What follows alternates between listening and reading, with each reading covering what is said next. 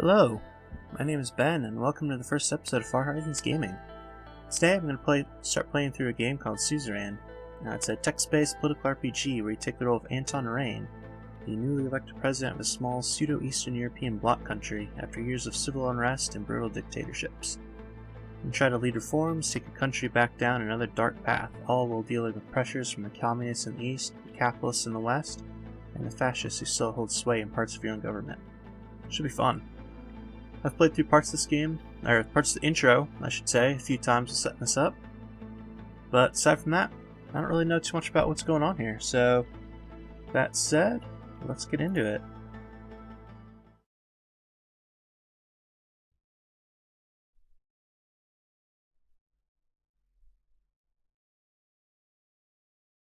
You are my enslavement and my freedom. You are my flesh burning like a raw summer night. You are my country. Nazim Hikmet Ram.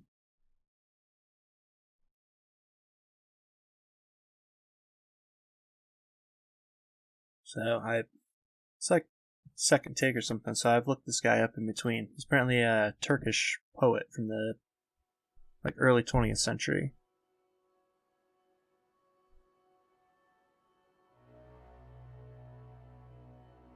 Alright, 1908, Kingdom of Sordland. You open your eyes to this world. You came from a wealthy family in the city of Lockhaven, a middle-income family in the city of Holzord, an impoverished family in the city of Dyer. We'll be middle income. Parents named you Anton. As the only child of a diligent civil servant, he lived quite an ordinary childhood. Life wasn't bad. You were lucky enough to attend a well-known public school. But frequent fights broke out at the Rayne family home. These made you feel uneasy. The years passed.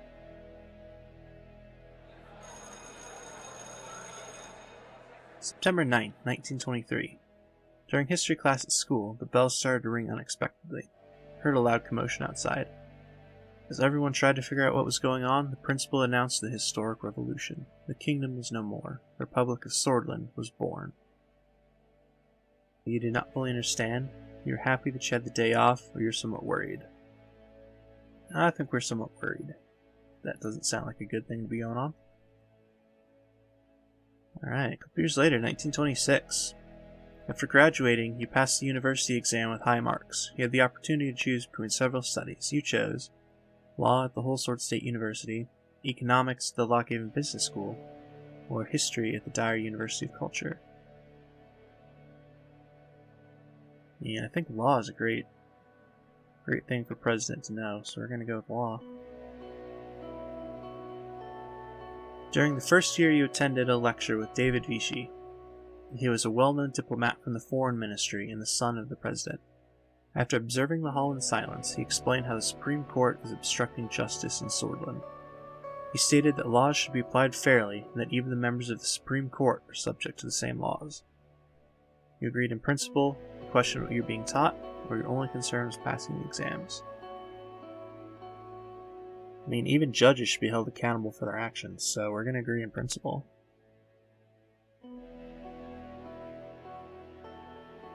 May 22nd, 1927. Soldiers entered the campus in the evening ahead of the first election. Many were in shock as the uniformed men created a security cordon and started arresting the teachers. A group of students started gathering in protest. Along with your best friend, Peter Vector, you decided to protest with students or avoid confrontation. We're going to protest.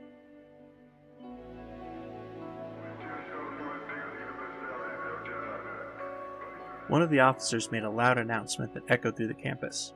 General Lutheran declared martial law in order to restore the administration. Please stand back and disperse to your rooms. You joined the students that slowly marched towards a large group of soldiers. Suddenly, the soldiers charged. Time to get our ass beat. The student fell and was trampled as everyone started running away. You held your ground, or you ran off? Hold our ground here. There we go. The soldiers beat you relentlessly. It was a gloomy year. Oh shit. October 10, 1927. The arrested teachers were replaced by those that promoted conformism to the state. Holsword turned a blind eye to the things that were happening. You didn't want to stay idle and decided to join a human rights group, a student council, or a political debate group. Let's try a human rights group. The group heavily protested against the deteriorating human rights situation in Sordland. It contributed in thorough discussions on how to protect and expand freedoms. In one of the meetings, Pater introduced you to one of his friends, Monica, who was a volunteer for the Sordish League of Women. You were immediately attracted to her intelligence, her beauty, or her diligence. Let's go with her intelligence. The politically charged environment led you to join the Red Youth, Socialists, join the Young Swords, the Nationalists, or stay away from any political organization. We're going to join the Red Youth. That sounds fun.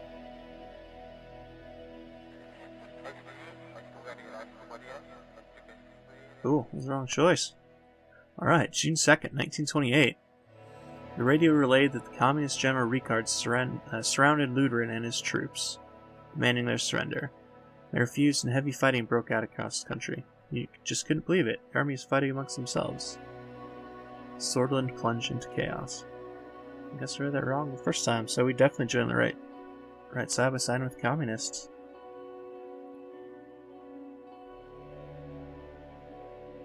Ricard's sudden attack caused more instability in the country, but compared to fascist Luderin, he's a real socialist.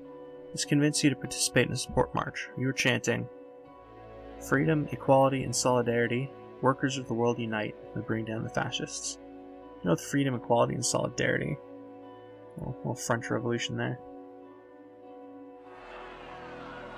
You were marching under the protection of Ricard's soldiers. The students opposing the coup gathered a few hundred meters in front of you. Many nationalists were among them. You knew something was going to happen. You stayed or you left. Now we're going to stay. There was a massive clash between the two sides. Soldiers began to beat the students. Tanks started rolling forward. In this chaotic moment, you saw a young girl about to get run over by a tank. You ran to save her, or you warned her. Let's try saving her. It's probably not going to go well, but you couldn't reach her in time. You never forgot her face. Yeah, I mean, pretty sure if a tank's about to run you over, you're probably not going to be able to get her out of there in time, but worth a shot. The clashes escalated into a full-blown civil war. The horrors made you isolate yourself for a while. Monica helped you cope, and love grew between the two of you. However, it was a difficult time for love. The chaos must end.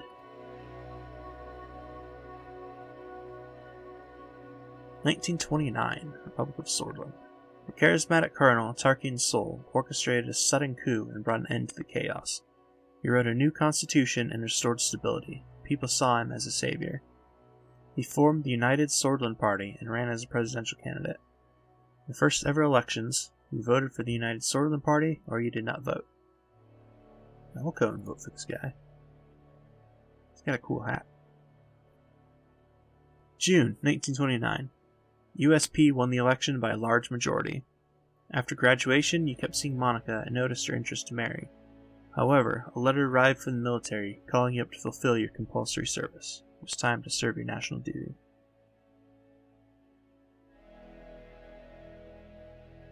February 1930, Bergia region.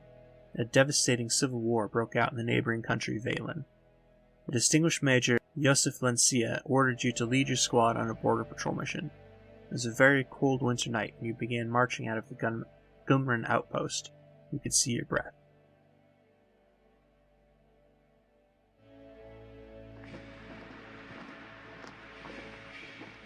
After several hours of marching through the snowy hills, distant noises were heard.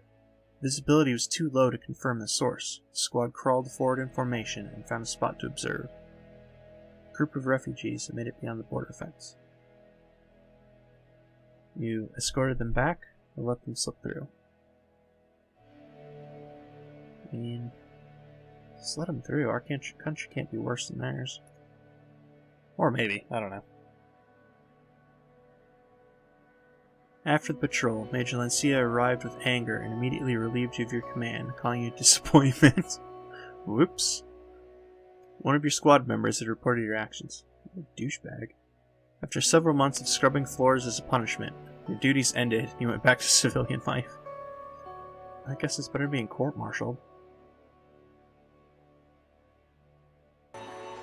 1931. You and Monica decided to share your lives together. After receiving the blessing of her parents, a ceremony was held in Holzord. During the same year, you worked hard to secure a high-paying job at the governing United Sordland Party. It was much more difficult to start your career on a good foot because of the refugee incident, but you still managed. Working for the ruling party was the easiest path to power. The financial compensation was too great to pass up, or it was the best opportunity to change the country for the better. You know what, that last one? Why not try to change the country for the better? You became the legal assistant to one of the more experienced members of the Assembly. You worked long and hard, staying late at work and going through hundreds of pages of legal documents. You were climbing the ladder.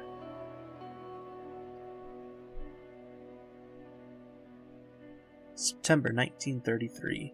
Sol strengthened the Republic by removing the institutions and symbols of the former kingdom from society.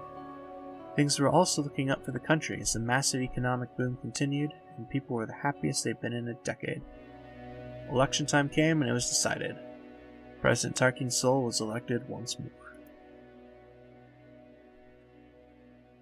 April 2nd, 1934. The ongoing legal battle between the Justice Ministry and the Supreme Court put you under a lot of stress. Interesting. But your significant contribution to the legal case triggered an invitation to meet President Tarkin Sol himself, who offered you a key position. You were to become the youngest member of Assembly. Accepted right away, accepted with doubts. Let's accept right away. June 1938. As the youngest MP, it was difficult to connect with the influential inner circle. You needed allies, so you brought Peter as your right-hand man. The birth of your son Frank provided a brief moment of joy and relief. You sacrificed work to spend time with your family, sacrificed family to improve your position in the party. Spend time with our family. It seems like a no-brainer, but... October 1941. During your absence, Peter found trustworthy contacts and strengthened your position in the party. At the same time, President Sol increased his authority over the years. His growing ego started to cause strife within the party. Cracks began to show. Oh wow, looking at the timeline up here, he's apparently won the election 4 times in 11 years. I guess that timeline makes sense, but still, 4 election wins, damn.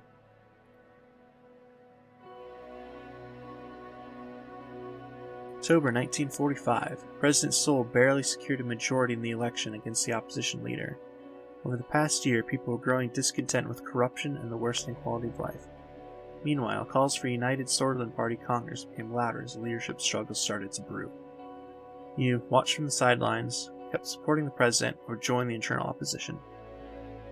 Alright, this dude's won the presidency 5 times in a row now. I don't think anybody should be allowed to be in power for that long. So we're going to join the internal opposition.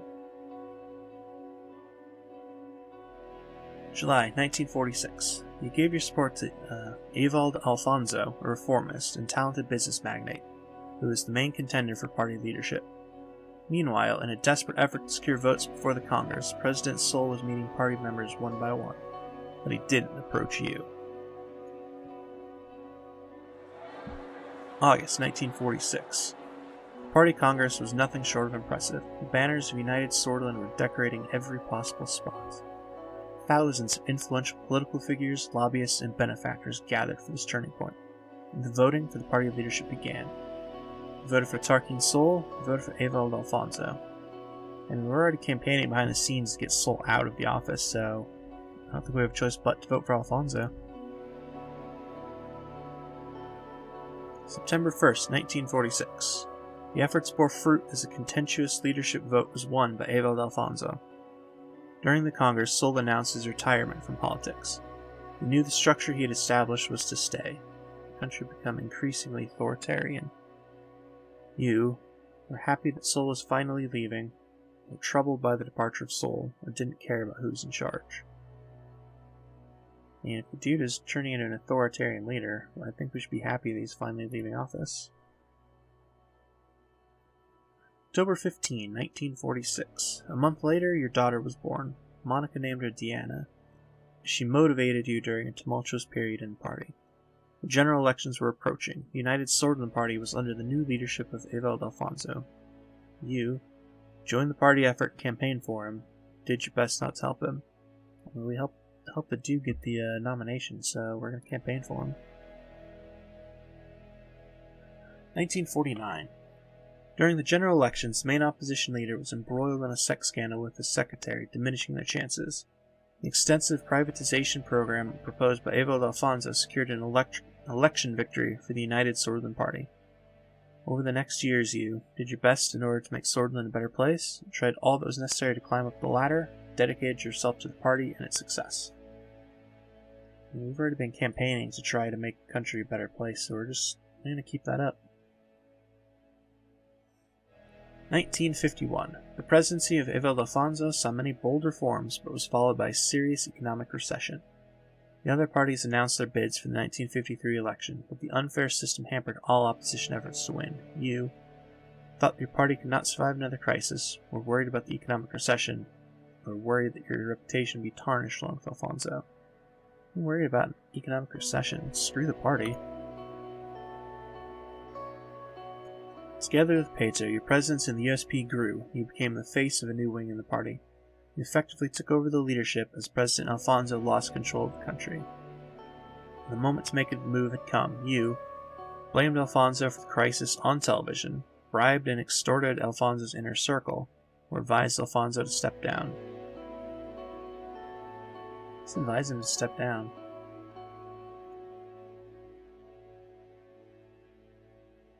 January 1953. He didn't take your advice seriously and started to reshuffle his cabinet, but most of his inner circle abandoned him. Your diplomatic attitude made the party vote you in as the leader. Following this, you announced that you would be running for president in the general election, with Pater as your running mate. It was your turn.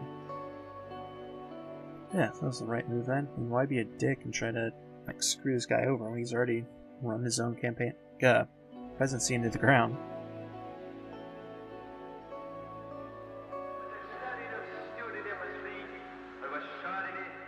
October 1953. After visiting every city and town during the campaign, you made a speech on state television. You promised to enact democratic reforms, preserve national values. And enact democratic reforms. It's like our whole platform's been built on so far. People are tired of empty promises. We need fundamental change in our institutions and government. A solid and transparent democracy awaits us. Brothers and sisters, a new constitution and a new age is upon us. Broadcast ended. November 5th, 1953. On election day, millions went out to cast their votes. It was time to face the truth.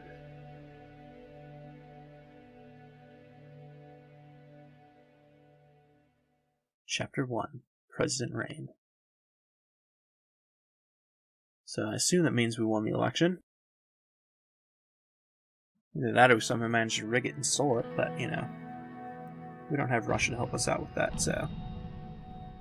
Alright, let's see. Time to create our president.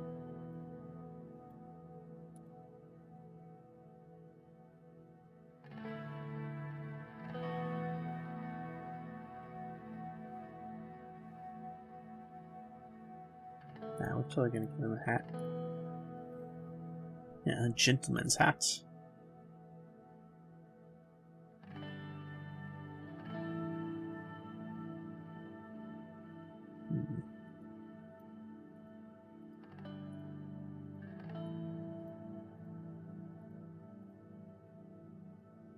Let's give him a little mustache and beard here.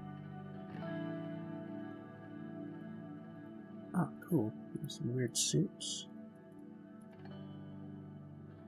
Look at that one, that looks classy. Accessories. Yep, he's getting a pipe. Make this dude badass.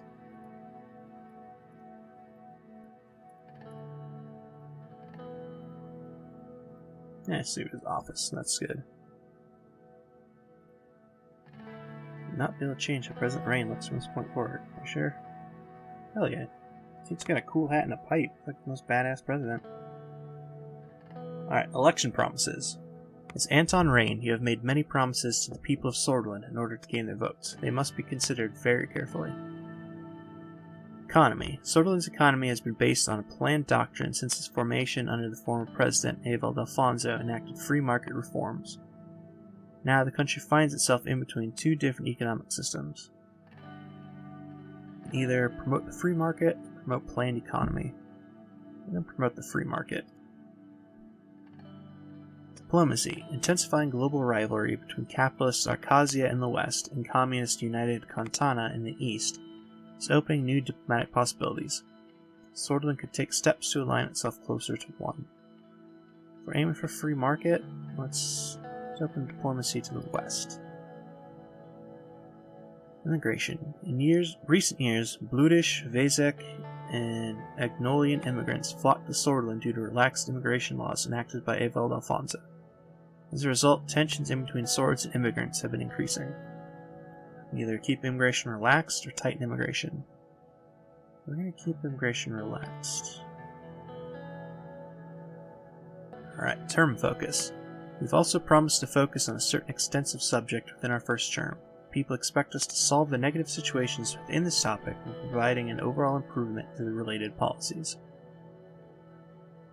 So, we can focus on health, education, law enforcement, or military. We're going to focus on education.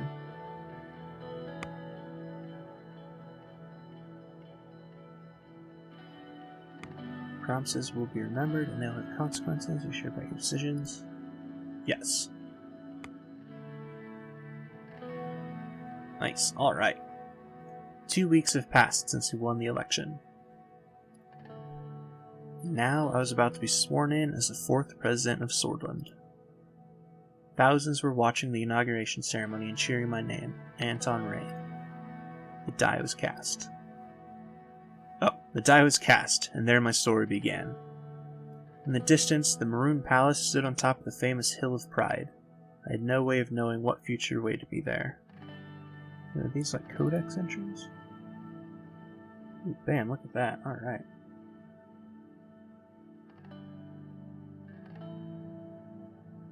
Cool. Yeah, I'm not going to read all that. I looked at my family. My son and daughter, Frank and Diana, were next to Monica, my wife. Her eyes were glimmering with pride. Everybody's got a codex entry.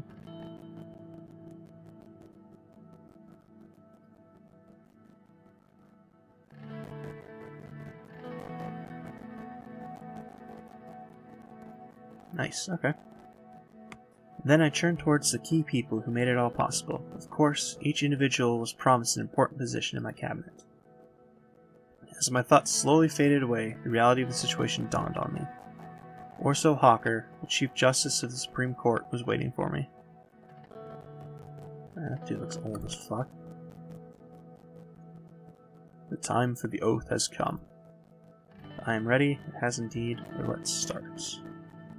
Let's go with number 1. I am ready. Please repeat after me. I do solemnly swear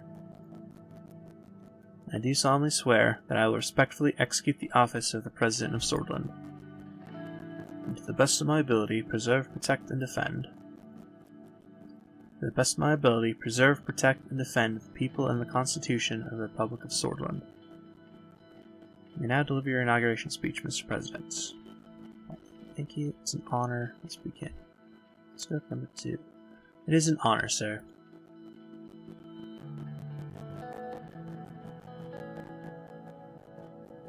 Dear citizens of Sordland. The crowd looked very eager to listen to me. Let's get a change in hope. You, the people, have chosen. Together we will bring prosperity and reform to our nation. It is a time of hope. It is a time of change. We stand together, we will prevail. Issues that plague us. Capabilities. Let's go with number 1. In the past, there have been times of survival, times of conflict and economic hardship too. But whenever we stood together, we prevailed. I promise you we will stop the recession and eliminate poverty. The future awaits us. It's time to turn our faces to the west. First, we must rewrite our broken constitution from 1929. Let's go with that one, number 3. First, we must rewrite our broken constitution from 1929. It's time for united and powerful Sordland once again. Change now, not in the next decade or years. Today. Capacity as nations ever greater. I think that first one. It is time for united and powerful Sordland once again. Hundreds of thousands cheered. They were shouting my name in unison. I felt the responsibility, the power, and the burden all at the same time. I'm just gonna wave. I waved at the crowd, which made the crowd cheered louder. I took a long look at the people of Sordland to burn this moment into my memory. One of the presidential guards came by to notify that it was time to leave. I made my way to the leading car in the motorcade. The presidential state car was a jet black Cadillac with flags of Sordland above the front headlights. Next to it, a man was holding the door. Hello, Mr. President. Still under the effect of the speech I made, hearing my new title made me smile. If you allow me to introduce myself, I am Serge, your new driver. Nice to meet you. At ease, it's a pleasure. Let's go with nice to meet you. Let's be a polite president. Nice to meet you, Serge. It's an honor. He respectfully bowed his head before opening the car door and gesturing inside. I entered the car. We will be heading towards the palace. The motorcade began to move. On the way, Serge proceeded to explain his duties as a driver. As minutes passed by, I found myself lost in thoughts again, barely paying attention to what he was saying. He suddenly made a gesture towards the now closer palace. Isn't it the beauty, the maroon palace? He was right. Sunlight glinted off the palace's many maroon-colored domes. It was so bright that I had to look away. Every time I look at it, I am reminded of my duty to this nation. It's in good hands now. So do I, Serge, as the beating heart of the nation. We all owe a great debt to the man who led the country from here. To the men who led the country from here. It's just a building, Serge. Let's go with number 2. So do I, Serge. It is the beating heart of the nation, after all. Well said, Mr. President. The car drove past the majestic gates, continued uphill to the entrance, and stopped in front of the doors. Serge got out of the car and opened the door for me. Have a great day, Mr. President. Morna Vescore. He referred to the famous Sordish phrase from the times of the Revolution. Morna Vescore Vectoren Sista, which meant morning will come, victory is close. Well, let's just finish the phrase for him. Vectoren Sista. I made my way upstairs to the extravagant corridors of the palace. Marble and engraved wooden finishes decorated the interior. My footsteps echoed in the colossal halls. The guards bowed their heads in respect as I opened the massive doors to my new office.